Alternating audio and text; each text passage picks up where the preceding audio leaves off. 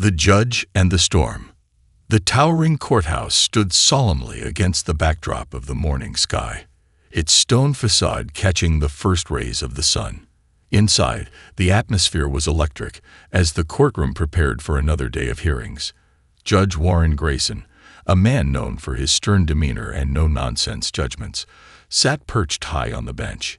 His gray suit and meticulously pressed robe gave him an air of unshakable authority. As the bailiff called the next case, the heavy doors creaked open, revealing a nervous young woman, barely out of her teens. Her steps faltered as she approached the defendant's table, clutching a small notebook to her chest. Her skin gleamed with a hint of sweat, her deep brown eyes darting around the courtroom. The whispers of spectators buzzed like an irritating fly in her ears. Judge Grayson peered down at her through his wire-rimmed glasses. His gaze was cold and calculating. "State your name for the record," he commanded. "Amara Fields," she said, her voice shaking but clear. Grayson's eyes narrowed as he scanned the file before him. "Miss Fields, you stand accused of tampering with public property and obstructing law enforcement. How do you plead?" "Not guilty, Your Honor," she replied, her voice a little steadier now. "Not guilty." Grayson's tone carried an edge of disbelief. "The evidence against you is damning, Miss Fields. Surveillance footage clearly shows you vandalizing a government sign and interfering with police activity. Explain yourself." Amara took a deep breath, clutching her notebook tighter. "I wasn't vandalizing, Your Honor. I was trying to fix the sign." A chuckle rippled through the courtroom, but Grayson silenced it with a sharp rap of his gavel. "Fix it," he said, his voice dripping with sarcasm. "Pray, enlighten this court as to how spray painting a warning sign constitutes fixing it." Amara took a step forward. The sign was covered in graffiti, and it was misleading. It was supposed to warn people about a construction hazard, but the spray paint made it unreadable. I wanted to make it clear so no one would get hurt. Grayson leaned back, his fingers steepled under his chin. "And the obstruction charge?" I tried to explain to the officer what I was doing, but he wouldn't listen. He kept saying I was defacing property, but that wasn't my intention. "Your intentions are irrelevant," Grayson snapped. "What matters is your actions. You were caught red-handed. Ignorance of the law is no defense." Amara's shoulders slumped slightly, but she refused to look away. "Your Honor, I didn't mean any harm. I just wanted to help." Grayson sighed audibly, closing the file with an air of finality. "Miss Fields, this court doesn't have the luxury of indulging your good intentions. You should have thought about the consequences of your actions before taking matters into your own hands.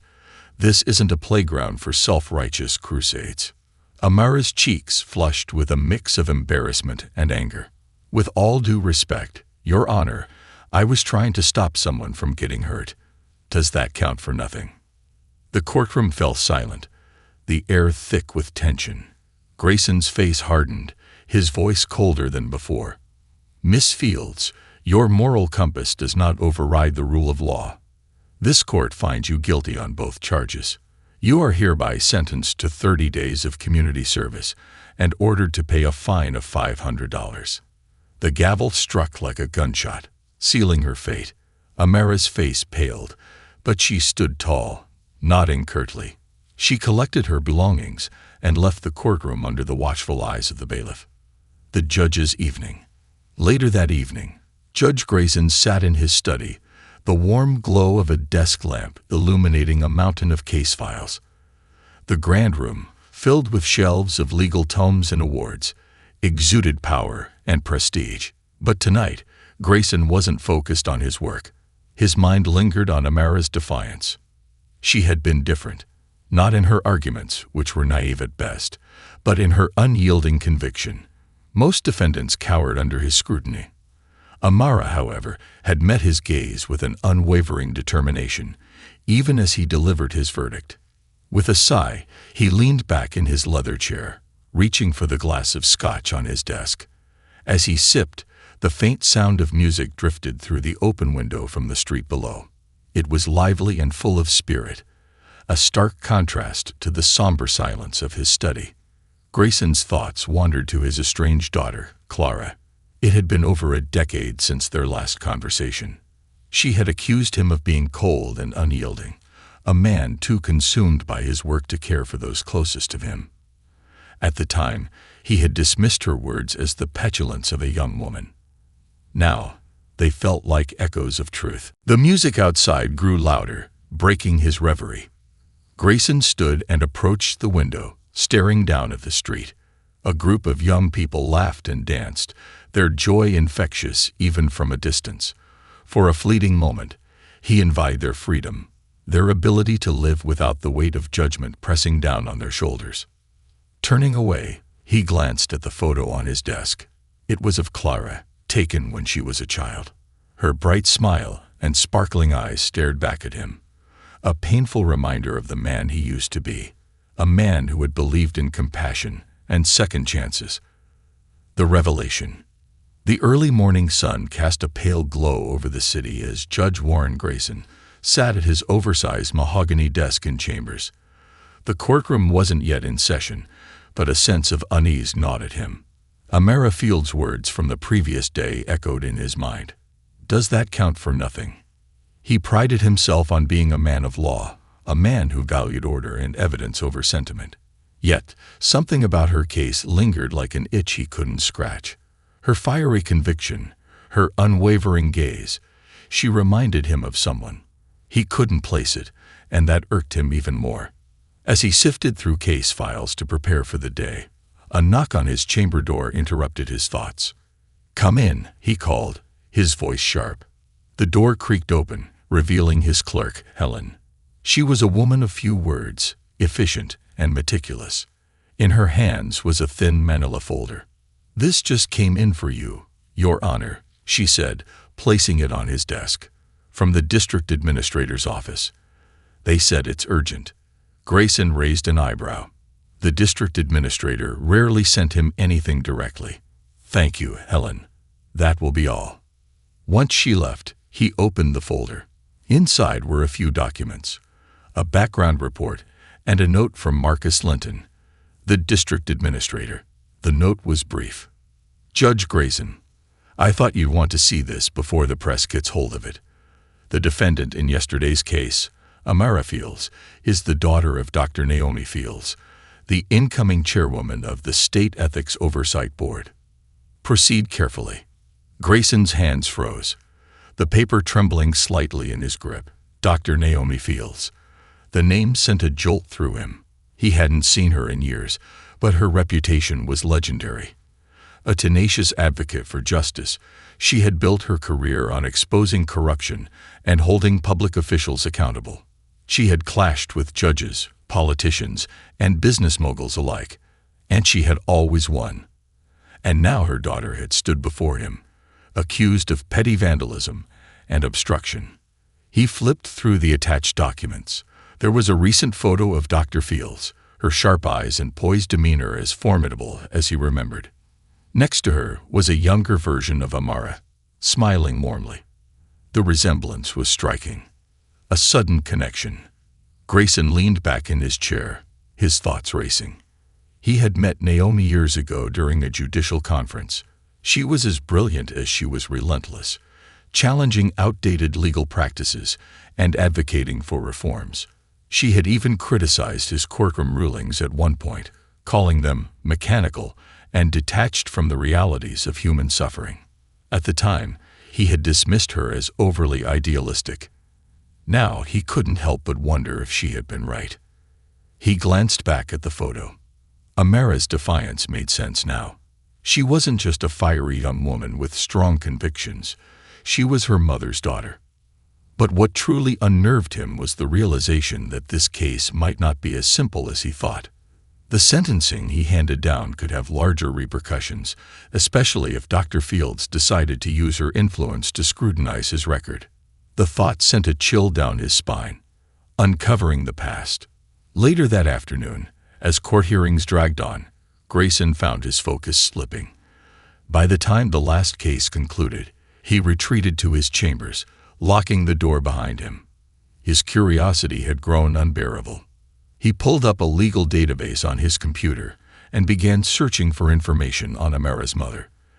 As he skimmed articles and profiles, a troubling pattern emerged. Dr. Fields had not only been a champion for ethics, but had also investigated cases where judges were found to be biased or negligent. One case caught his eye: the Davidson family eviction. It was a case he himself had presided over years ago. The family had been accused of defaulting on a property loan, and Grayson had ruled swiftly in favor of the bank. He hadn't thought twice about it at the time, but now he saw Naomi Fields' name attached to an investigative report. Her findings: the bank had falsified documents, and the Davidson family had been victims of predatory lending practices. Grayson's ruling had uprooted their lives. He leaned back in his chair, the weight of his past decisions pressing down on him. How many other cases had he ruled on without fully considering the human cost? How many lives had been derailed by his focus on efficiency over empathy? A call from the past. As he stared at the screen, his phone buzzed on the desk, pulling him from his thoughts. He hesitated before picking it up. "Judge Grayson," he said, his voice firm but weary. "Judge Grayson." A familiar voice replied, calm yet sharp. It was Naomi Fields. His grip on the phone tightened. "Dr. Fields, to what do I owe this unexpected call?" "I assume you've read the file," she said without preamble. "I wanted to speak with you directly before this situation escalates." Grayson swallowed hard. "If this is about your daughter, Dr. Fields." "This is about justice," she interrupted. "My daughter's actions were misguided, but her intentions were honorable. She tried to prevent harm where the system failed, and instead of recognizing her courage, you dismissed her." Her words hit like a hammer, but Grayson held his ground. "Dr. Fields, the courtroom is not a place for personal crusades. Laws exist for a reason. And what good are laws when they ignore humanity?" Naomi's voice sharpened. "You've built a career on procedure, Judge Grayson, but how often do you consider the people behind the cases? The families, the children." The silence that followed was deafening. For the first time in years, Grayson found himself at a loss for words. "Think about it," Naomi said, her tone softening slightly. "You have an opportunity to do better. Don't waste it." The line went dead. A seed of doubt. That evening, Grayson sat alone in his study, the photo of Clara still perched on his desk. Naomi's words echoed in his mind. He couldn't shake the image of Amara standing defiantly in his courtroom, her voice trembling yet strong. For the first time in decades, he began to question his approach to justice. Was he truly serving the greater good, or had he become another cog in a machine that prioritized efficiency over fairness? The walls of his meticulously kept study felt suffocating, the silence unbearable. Grayson stood abruptly, pulling a dusty photo album from a high shelf. As he flipped through the pages, memories of Clara's childhood flooded back. Her laughter, her tears, her desperate pleas for his attention. He had failed her. And now, he feared, he was failing countless others. The unraveling. Judge Warren Grayson paced the length of his study, the dim light from a single desk lamp casting long shadows across the room. His mind was a tempest of emotions, and Naomi Fields' voice echoed in his head. "You've built a career on procedure, but how often do you consider the people behind the cases?" He stopped abruptly, his gaze falling on a stack of old case files on his desk.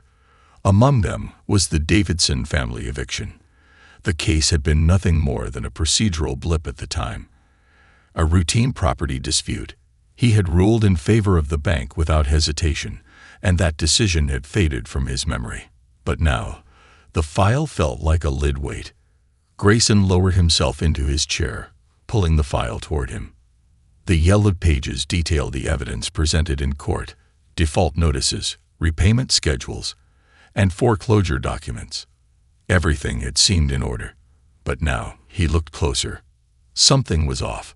The repayment schedule didn't align with the default dates, and the foreclosure notice. It was signed by a junior officer who hadn't been listed on the original loan agreements. Grayson's heart sank. He had missed it. Worse, He hadn't cared to look. An unexpected visit.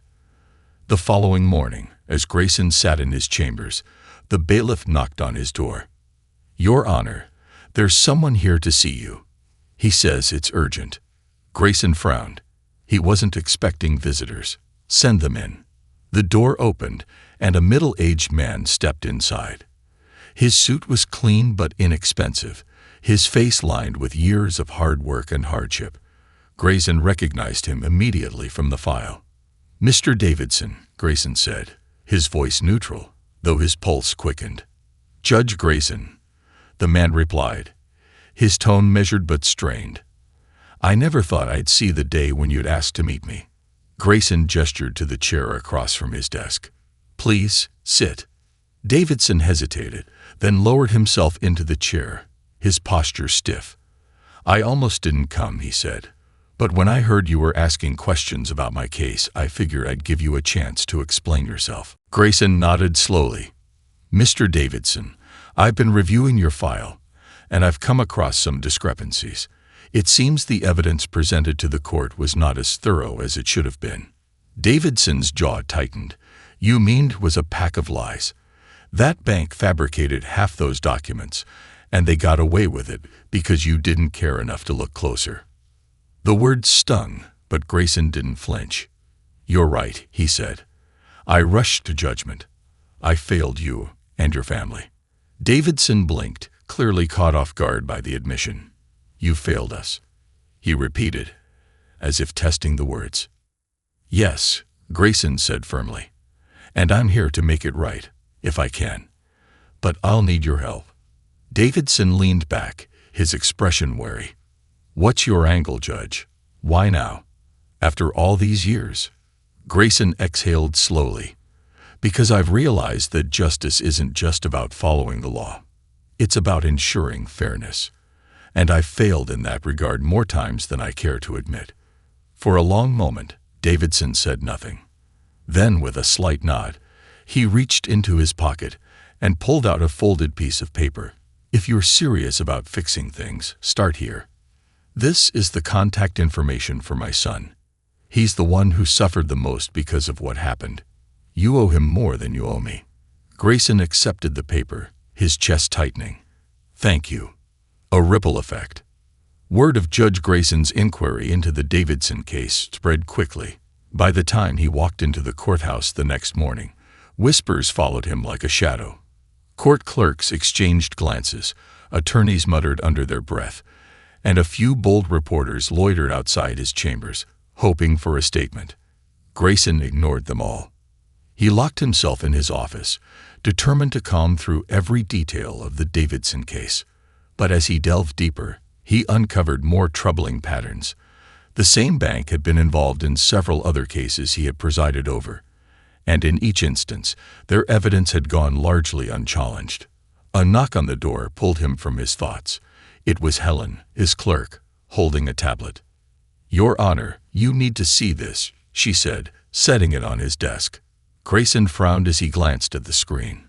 It was a local news report, and the headline made his stomach drop. "Judge Grayson under fire. Allegations of negligence in past cases."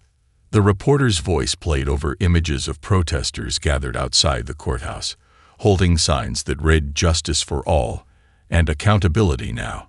Grayson turned off the screen, his face grim. "It's begun," he muttered. Helen nodded. "What are you going to do?" Grayson looked up at her, his expression resolute.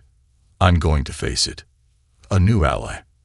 Later that day, as the courthouse buzzed with the unfolding scandal, Naomi Fields arrived unannounced. She strode into Grayson's chambers with the confidence of someone who had spent her life fighting battles and winning them.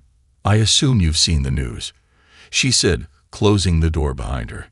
"I have," Grayson replied, motioning for her to sit. Naomi didn't sit. Instead, she stood across from his desk, her arms crossed. "You're being scrutinized because you're finally doing what you should have been doing all along. Do you regret it?" "No," Grayson said without hesitation. "If this is the price of doing what's right, so be it." Naomi studied him for a moment before nodding. "Good, because you're going to need help." Grayson raised an eyebrow. Help. Yes, she said. You've opened a door you can't close. People will come forward now, asking for answers, demanding justice. You can't handle this alone. Grayson leaned back, considering her words. And you're offering to help? I am, Naomi said, but on one condition. Name it. You follow through, she said, her gaze piercing. No matter how uncomfortable it gets, no matter how much it costs you. Grayson met her eyes, the weight of her words settling over him. I will. The revelation. As the weeks passed, Grayson's chambers became a hub of activity. Files from past cases poured in, and Naomi worked alongside him, bringing her expertise and relentless drive to uncover the truth. Together, they uncovered patterns of systemic negligence, not just in his courtroom, but throughout the judicial system. But it wasn't just about uncovering mistakes. It was about making amends. Grayson reached out to the families affected by his rulings, offering not just apologies, but concrete actions to help them rebuild their lives. The work was exhausting, both physically and emotionally, but Grayson felt a renewed sense of purpose. For the first time in years, he wasn't just enforcing the law. He was fighting for justice. Shadows in the system. The sound of papers rustling filled the dimly lit chambers as Judge Warren Grayson leaned over his desk, his eyes scanning a fresh stack of documents. Naomi Fields sat across from him, her brow furrowed as she tapped on her tablet. The mountain of evidence they had uncovered in the last few weeks painted a grim picture of corruption and negligence, not just in Grayson's courtroom, but across the entire judicial system. It's worse than I thought, Grayson admitted, pushing his glasses up the bridge of his nose. These cases aren't isolated. They're part of a pattern. Naomi looked up, her expression grim. The bank you ruled in favor of in the Davidson case. They'd done this in dozens of other cases, and they had help. Lawyers, corporate insiders, even some judges. Grayson's stomach churned. You're saying this was systemic? Systemic and deliberate, Naomi said, her voice laced with controlled anger. They preyed on vulnerable families, fabricating evidence and exploiting judicial complacency. Judges like you. She paused, softening her tone slightly. Made it easy for them. Grayson leaned back, his fingers steepled under his chin. I was complacent, yes, but I'm not anymore. We need to expose this. Naomi's lips pressed into a thin line. You know they won't let this go without a fight. I'm prepared for that, Grayson said, though the weight of his words settled heavily on his chest. The first threat. 2 days later, Grayson arrived at the courthouse to find an unmarked envelope on his desk. The handwriting on the front was sharp and precise, addressed simply to Judge Grayson. He opened it cautiously. Inside was a single sheet of paper, typed in bold letters. Stop digging, or face the consequences. A chill ran down his spine. He folded the note and placed it in his drawer, locking it. For a moment, he considered brushing it off as an empty threat, but his gut told him otherwise. Later that day, he shared the note with Naomi. They're scared, she said, her eyes narrowing as she examined it. That means we're onto something. Or they think we're vulnerable, Grayson countered. Whoever they are, they don't want this coming to light. Naomi tapped her fingers on the desk, deep in thought. We need to be smart about this. If they're willing to send threats, they won't stop there. Grayson nodded. Then we keep moving. Quietly. The tipping point.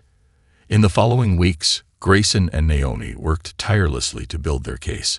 They interviewed families affected by fraudulent rulings, gathered testimony from whistleblowers, and pieced together a trail of evidence that led to several prominent figures in the banking and legal industries. But the pressure was mounting. The media scrutiny grew more intense, with reporters camped outside Grayson's home and courthouse. Protesters on both sides of the issue crowded the steps, their chants and signs a constant reminder of the high stakes. Inside, colleagues who once respected him now avoided his gaze, their loyalty fractured by whispers of scandal. One evening, as Grayson drove home, His car was forced to swerve when another vehicle veered into his lane. His tires screeched as he narrowly avoided a collision, his heart pounding. The other car sped off, its license plate obscured by mud. He sat in his car for a long moment, gripping the steering wheel tightly. This wasn't a coincidence. The threat was real. A hard decision. The next morning, Grayson met Naomi in her office. She was pacing, her expression dark. "We've got a problem," she said, tossing a folder onto the table. Inside were copies of emails implicating a senior judge and a high-ranking bank executive in a scheme to forge foreclosure documents. "This is the smoking gun," she said. "But if we go public with it, they'll come after us hard." Grayson stared at the emails, the weight of the decision pressing down on him. He thought of the Davidson family, of the countless others who had suffered because of his complacency. He thought of Amara, who had stood in his courtroom and refused to back down. "We have to go public," he said finally. "If we don't, we're complicit." Naomi nodded, her respect for him clear. "Then we need a plan." The reckoning. The following week, Grayson and Naomi held a press conference on the courthouse steps. The crowd was massive. Reporters, protesters, and onlookers filled the plaza, their voices a low hum of anticipation. Grayson stepped up to the podium, the weight of his actions heavy on his shoulders. He adjusted the microphone, his gaze sweeping over the crowd. "Good morning," he began, his voice steady despite the tension in the air. "For years, I prided myself on being a man of the law. But in that pursuit, I lost sight of what the law is meant to protect: justice, fairness, and humanity." He paused, letting his words sink in. "Today, I stand before you not as a perfect judge, but as a man determined to make things right.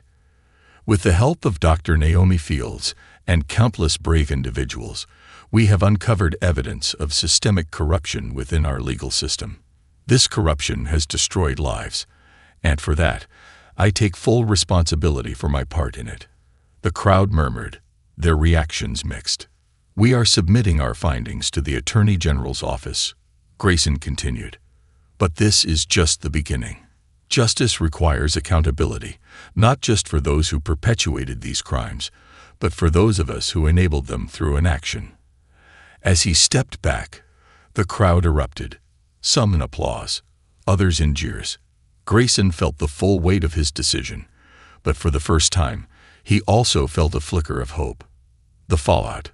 The press conference sent shockwaves through the legal and banking industries. Investigations were launched, high-profile resignations followed, and the story dominated headlines for weeks. Grayson became both a hero and a villain, hailed by some for his courage and vilified by others for his past failures. But the threats didn't stop. His phone rang at odd hours, anonymous emails filled his inbox, and once he found his car tires slashed outside the courthouse. Despite the fear, he pressed on. A moment of grace. One evening, as Grayson reviewed a new set of files, his office door opened. He looked up to see Amara Fields standing there, her expression hesitant. "Miss Fields," he said, surprised. "What brings you here?" "I heard about what you're doing," she said, stepping inside. I wanted to say thank you." Grayson smiled faintly. "You're the reason I started. Your courage reminded me of what justice really means." Amara shifted uncomfortably, but nodded. "I guess we both learned something." As she left, Grayson felt a rare sense of peace. He wasn't finished, not by a long shot, but he was finally on the right path. A crippling blow. The aftermath of the press conference was immediate and chaotic. Judge Warren Grayson's once commanding presence in the courthouse now drew whispers and glares. Some saw his actions as heroic, a man owning up to his past and seeking to reform the system. Others viewed him as a traitor, a judge airing dirty laundry to cover his own negligence. His chambers, once a sanctuary of order, now felt like a battlefield. Naomi Fields, ever the steady force, worked alongside him to process the flood of responses. Their emails were inundated with both praise and threats, the latter growing more specific and sinister. It was in the middle of this chaos that the first real blow came. Naomi burst into his office one afternoon, a printout in hand, her face tight with anger. "We've got a leak." Grayson looked up, frowning. "What do you mean?" She slapped the printout on his desk. It was a news article, freshly published, accusing Grayson of profiting from the very corruption he now condemned. It cited anonymous sources claiming that he had received kickbacks in exchange for favorable rulings. "This is fabricated," Grayson said immediately, his voice rising. "I've never taken a bribe in my life." "I know that," Naomi said, pacing the room. "But whoever's behind this is trying to discredit you. They're planting seeds of doubt." Grayson leaned back, the weight of the accusation pressing down on him. "This will undermine everything we're trying to do." "Not if we fight back," Naomi said firmly. "We expose them before they can bury us." The betrayal. Naomi's plan was to track the source of the leak, but before they could make headway, another bombshell dropped. An internal memo from the courthouse was anonymously released to the media. It detailed private discussions between Grayson and his judicial peers, conversations that painted him as cold, calculating, and dismissive of the very families he was now trying to help. Grayson felt the air leave his lungs as he read the memo. He recognized the tone. It was undeniably his own. But the context had been twisted, his words cherry-picked to make him look callous. "There's only one way they could have gotten this," he said, his voice low with anger. "Someone in my inner circle betrayed me." Naomi met his eyes. "We'll find out who." But the damage was done.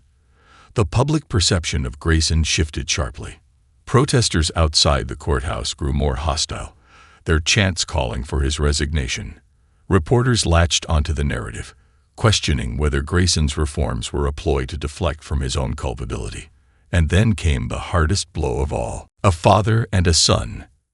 Grayson was sitting in his study late one night when his phone buzzed. He glanced at the screen and froze. It was William. His son hadn't called in years. Grayson's hands trembled as he answered. "William," he said softly, his voice carrying the weight of hope and fear. "I saw the news." William said, his tone clipped. "Is it true? Were you taking bribes?" "Of course not," Grayson replied quickly. "You know me better than that." "I thought I did," William said bitterly. "But then again, you've always been good at keeping secrets."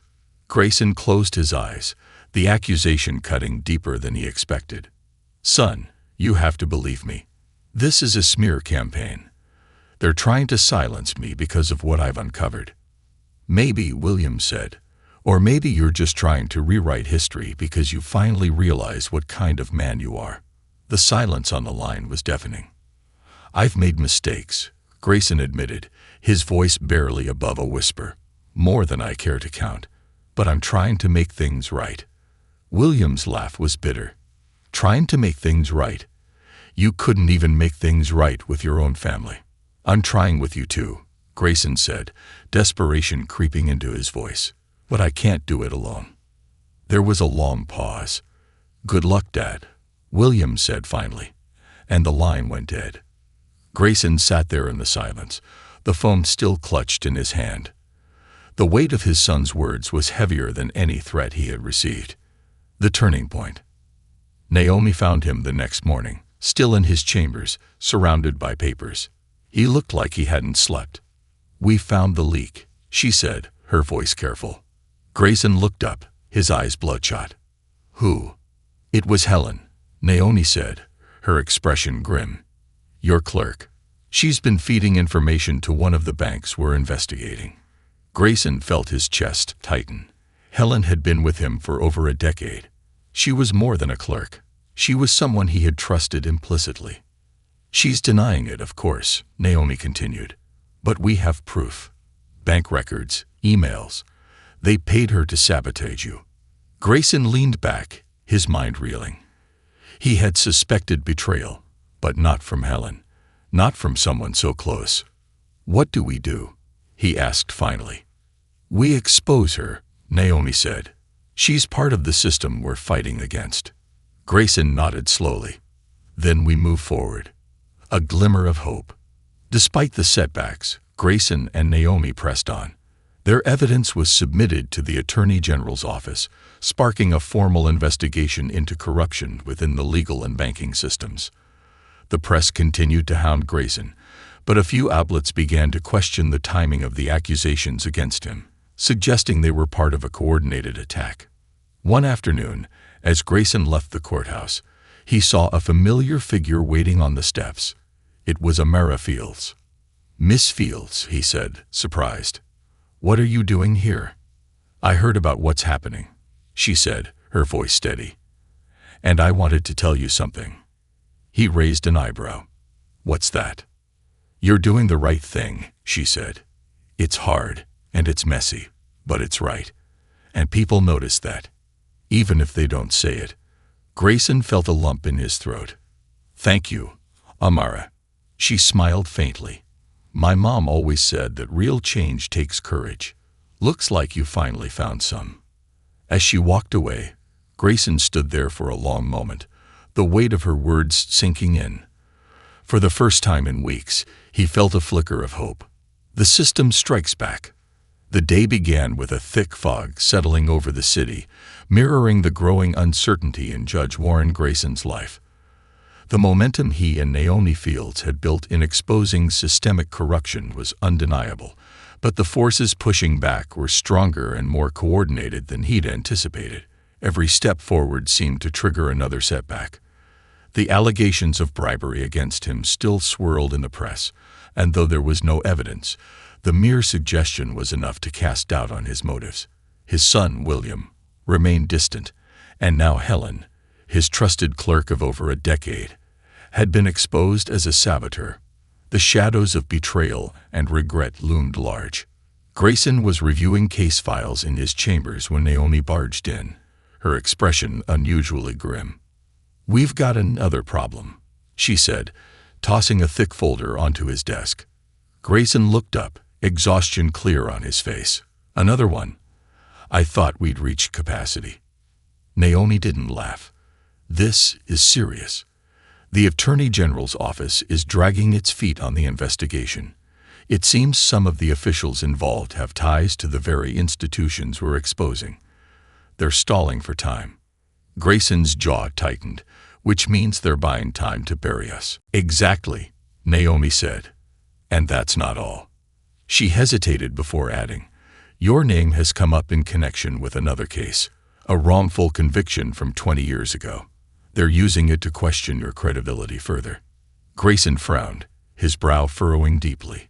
"What case?" "A ghost from the past." The file Naomi handed him was labeled People versus Darryl Cooper. Grayson flipped it open, his heart sinking as he read the details. Darryl Cooper was a young black man who had been convicted of armed robbery under Grayson's judgment 2 decades earlier. The case had seemed airtight at the time. An eyewitness, circumstantial evidence, and a quick confession. But now, new information had surfaced suggesting that the confession had been coerced and the eyewitness testimony unreliable. "They're claiming you rushed this one too," Naomi said, her tone sharp but not accusatory. "That you ignored signs of police misconduct." Grayson leaned back in his chair, the weight of the file pressing on his chest. He remembered the case vaguely, one of hundreds he had presided over in his early years. At the time, he had been ambitious and eager to make his mark. He had trusted the system, trusted that the evidence presented to him was enough. Now, he wasn't so sure. "What's Cooper's status?" he asked quietly. "He's still in prison," Naomi replied, "serving a 25-year sentence." Grayson closed his eyes, his mind racing. "If this is true, if I made another mistake." "We don't have time for guilt right now," Naomi interrupted. "This is exactly what they want.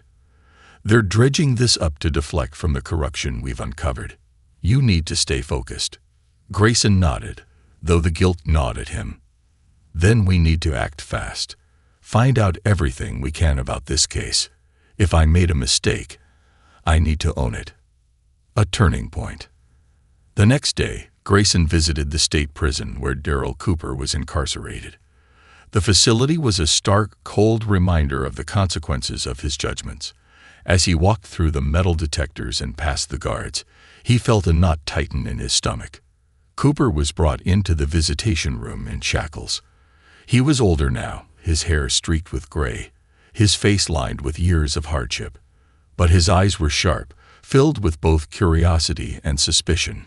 "Judge Grayson," Cooper said, his voice calm but edged with steel.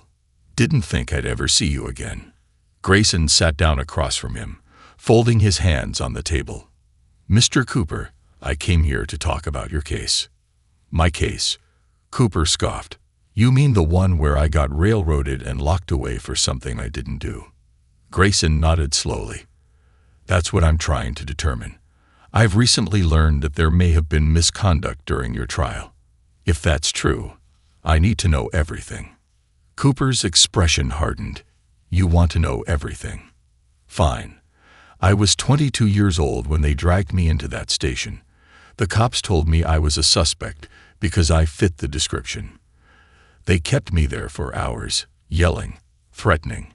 I told them I didn't do it, but eventually I signed their confession just to get them off my back." He leaned forward, his eyes burning into Grayson's. "And then you sent me away. You didn't ask questions.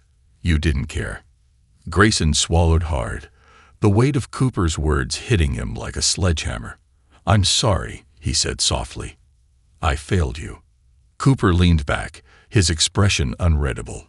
"Sorry doesn't change the last 20 years of my life."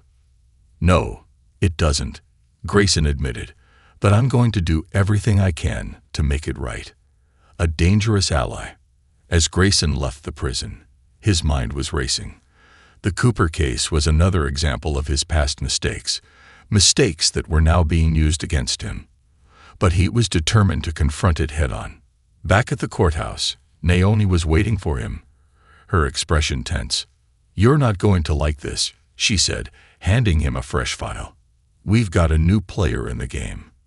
Grayson opened the file and froze. It was a dossier on Marcus Steele, a powerful corporate lawyer with deep ties to the banking and legal industries.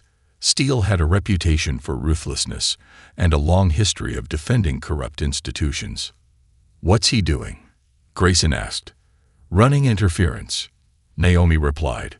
"He's been hired to discredit us. He's already feeding information to the media.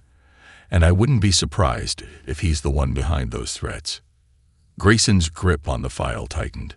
"Then we expose him too." Naomi hesitated. "Steele's not just another lawyer.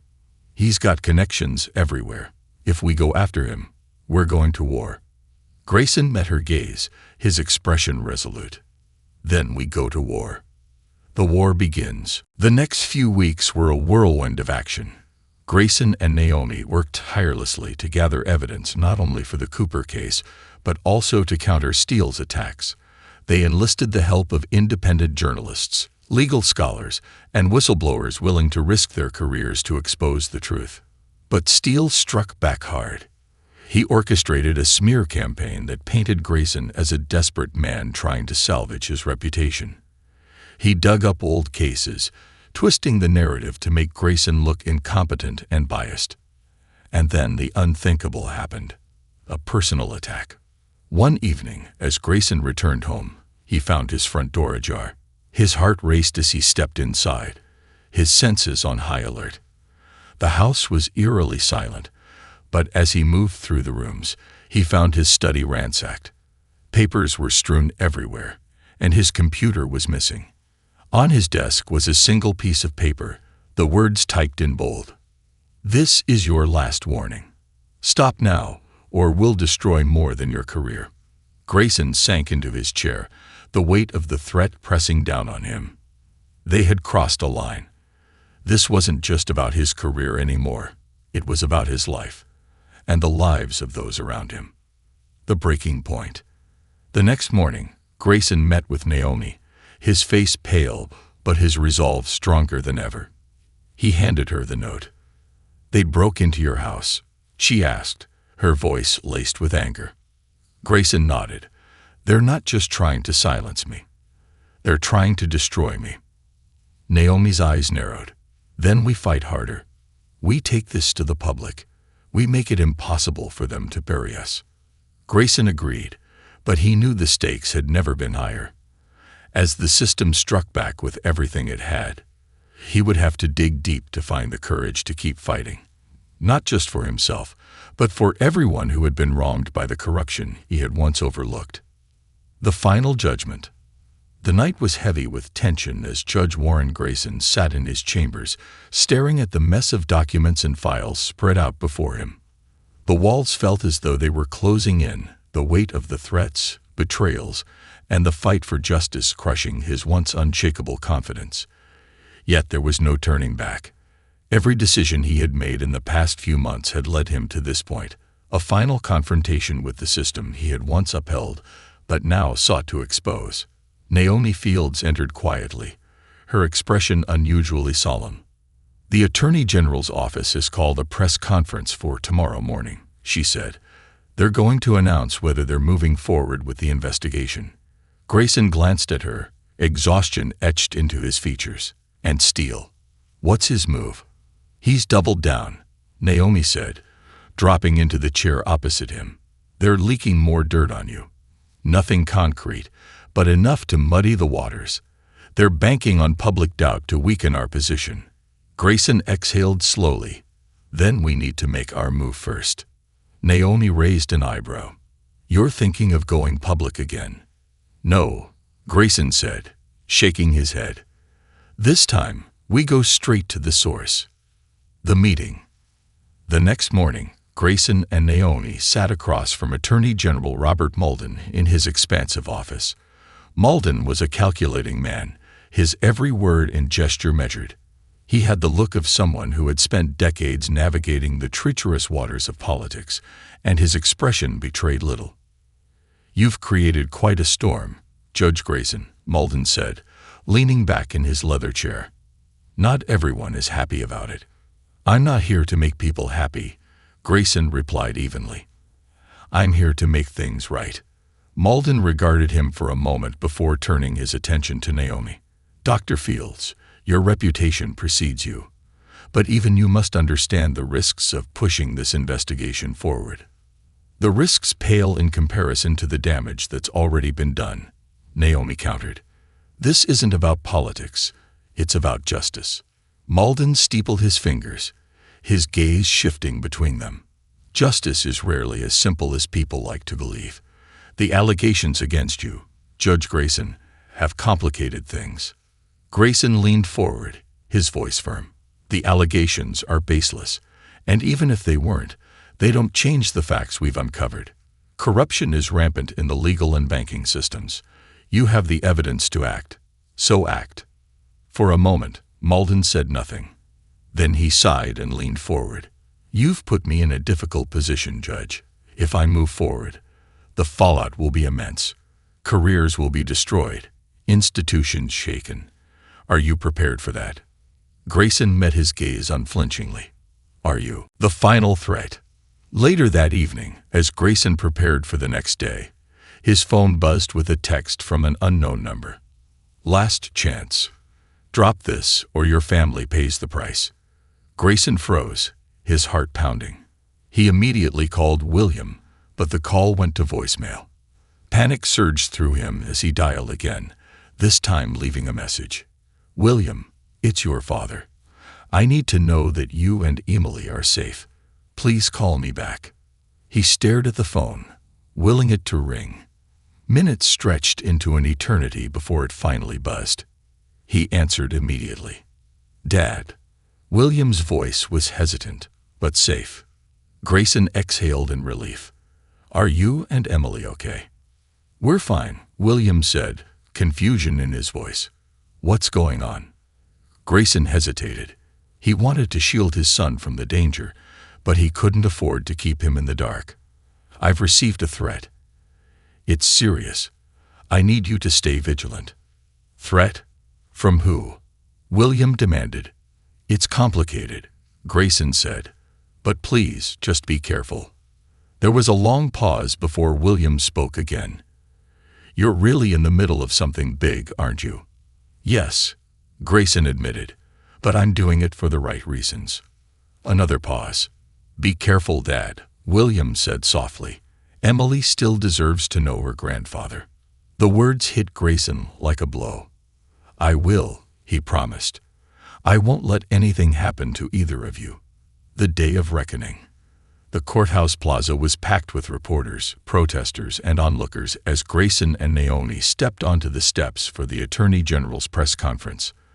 The crowd buzzed with anticipation, the air electric with the weight of the moment. Attorney General Malden approached the podium, flanked by his aides. His expression was as stoic as ever, his tone measured as he addressed the crowd. After a thorough review of the evidence presented by Judge Warren Grayson and Dr. Naomi Fields, my office has determined that there is sufficient cause to launch a full-scale investigation into allegations of corruption within the legal and banking systems. The crowd erupted in a mix of cheers and jeers, the reactions as polarized as the nation itself. Malden raised a hand to silence them. This investigation will be extensive and far-reaching. No one is above the law, and we will pursue justice wherever the evidence leads. Grayson felt a wave of relief wash over him, but it was tempered by the knowledge of what lay ahead. The fight was far from over. The fallout. In the days that followed, the investigation dominated headlines. High-ranking officials and corporate executives were implicated, their once impenetrable facades crumbling under the weight of evidence.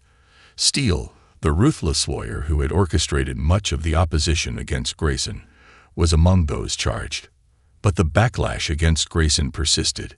His name remained a lightning rod for controversy, his every move scrutinized. Yet, amidst the chaos, there were moments of light. William reached out more frequently, their conversations tentative but hopeful. Emily, Grayson's granddaughter, even sent him a drawing of a courtroom with the words, "For Grandpa, the good judge." Grayson kept it on his desk as a reminder of why he had started this fight. A new beginning. Months later, as the investigation continued, Grayson stood in the mentorship program's conference room, surrounded by his students. The group had grown, their stories and aspirations a source of inspiration for him. Nia Carter, the young girl who had first challenged him to rethink his approach to justice, stood at the front of the room, practicing a speech for her school's debate team. And that's why standing up for what's right isn't just brave. It's necessary, she concluded, her voice strong and confident. The room erupted in applause, and Grayson couldn't help but smile.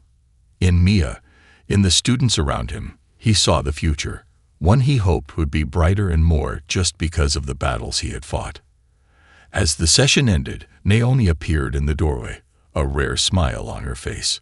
"They're asking for you at the Attorney General's office," she said, something about an advisory role. Grayson raised an eyebrow. "Advisory role? They want your input on judicial reform," Naomi said. "Seems you've made an impression." Grayson chuckled softly. "It's about time." As he left the courthouse that evening, the setting sun casting long shadows across the plaza, Grayson felt something he hadn't felt in years. Peace. He knew the road ahead would still be difficult, but for the first time, he was certain he was walking it for the right reasons. A trial of redemption. The months that followed the Attorney General's announcement were grueling. Judge Warren Grayson found himself in the eye of a storm as the investigation expanded. Every headline, every whisper in the courthouse halls, carried his name. Some called him a hero, others branded him a traitor. Through it all, he pressed forward, guided by Naomi Fields' steady hand and his own resolve to correct the wrongs of his past. Facing Darrell Cooper. Among the hardest challenges Grayson faced was revisiting the case of Darrell Cooper. After meeting with Cooper in prison, Grayson and Naomi dug deeper, uncovering evidence that proved the young man's innocence. A coerced confession, falsified reports, and a fabricated eyewitness account painted a damning picture of police misconduct and of Grayson's failure to question it. In court, as Cooper's case was re-examined, Grayson sat in the gallery, a silent observer. The new judge presiding over the hearing acknowledged the overwhelming evidence in Cooper's favor. When the verdict of exoneration was announced, Cheers erupted in the courtroom. Cooper turned, locking eyes with Grayson. After the hearing, Grayson approached Cooper outside the courthouse. "Mr. Cooper," he began, his voice heavy with emotion, "I can't undo what was done to you, but I hope today is the start of a better future." Cooper studied him for a long moment before nodding. "It doesn't fix everything," he said, "but it's a start." Grayson extended his hand, and Cooper shook it, a moment of reconciliation neither man had expected. William and Emily. The breakthroughs in Grayson's professional life began to ripple into his personal life. William called more frequently, their conversations no longer stilted or charged with anger. Grayson worked to rebuild their relationship, sharing stories of the challenges he faced and listening to William's own struggles. One evening, William surprised him with a request. "Emily wants to meet you," he said, his tone hesitant. Grayson's heart swelled. "I'd like that," he replied. When Emily arrived at Grayson's home a week later, she carried a drawing in her hands. It was of a judge standing tall in a courtroom, with the words, "My grandpa," scrawled at the top. "Is that me?" Grayson asked, his voice thick with emotion. Emily nodded, her eyes wide with curiosity. "Daddy says you help people now. Is that true?" Grayson knelt to her level, smiling gently. "I'm trying," he said, "and meeting you makes me want to be even better." The final stand. Despite the victories, the pressure against Grayson and Naomi didn't relent. Steele's associates continued to push back, planting stories in the media and leveraging every connection to discredit the investigation. It all came to a head when Steele himself was subpoenaed to testify. The courtroom was packed as Steele took the stand. Naomi, acting as legal counsel for the investigation, questioned him with the precision of a surgeon. Steele's arrogance faltered as she methodically dismantled his defense, presenting evidence of his role in orchestrating the corruption that had plagued the system for decades. Grayson, watching from the gallery, felt a surge of pride in Naomi's unrelenting pursuit of justice. By the end of the day, Steele's carefully constructed facade crumbled, and he was taken into custody. The fallout was seismic. Dozens of high-ranking officials and executives faced charges. The legal and banking systems were forced to confront their failures, and reforms began to take shape. A legacy of change. 6 months later, Grayson stood on the steps of the courthouse, flanked by Naomi and a group of students from his mentorship program. Reporters clamored for comments as he addressed the crowd. "Justice is not a destination," he said, his voice clear and steady. "It's a journey that requires accountability, courage, and the willingness to confront uncomfortable truths. I've made mistakes, but I've learned that acknowledging those mistakes is the first step toward making things right." As he finished speaking, the crowd erupted into applause. Among them, Grayson spotted William and Emily, their faces shining with pride. Epilogue. The weight of redemption. Grayson's chambers were quieter now, the storm that had engulfed him beginning to settle. On his desk was a small collection of mementos: Emily's drawing, a thank you note from Mia Carter, and a photo of the mentorship group from their most recent meeting. Each item was a reminder of how far he had come, and how far he still had to go. Naomi entered, her usual no-nonsense demeanor softened by a rare smile. "Ready for the next challenge?" she asked, holding up a thick file of reform proposals. Grayson chuckled. "I think I can handle it." As he walked out of his chambers, the courthouse felt different, less like a place of judgment and more like a place of hope. Grayson knew he couldn't change the past, but he had embraced a future where justice wasn't just about the letter of the law, but the spirit of fairness and humanity. The journey was far from over, but for the first time in years, Warren Grayson felt truly at peace.